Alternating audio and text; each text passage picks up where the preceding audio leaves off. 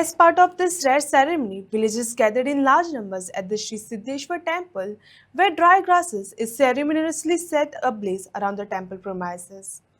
The ritual, deeply rooted in local belief and tradition, symbolizes purification, protection, and the warding of the negative forces, drawing devotees and curious onlookers alike to witness this distinctive cultural heritage of Goa.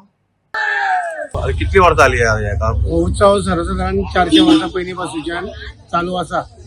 हे आमकां जाणटेल्यांक कितें आनी ह्या उत्सवाचें खास वैशिश्ट्य म्हणजे कितें आसा, posh म्हयन्याची पयली नवमेता न्ही, त्या दिसा आमचे धाला मांडार उबी रावता धालो खेळपाक.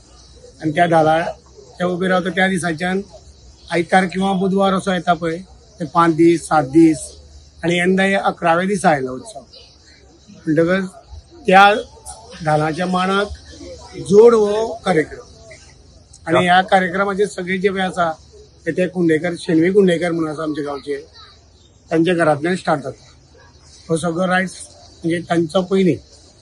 बाकीचे मागीर हे श्रद्धेन सगळे आपूण देवाक पायता.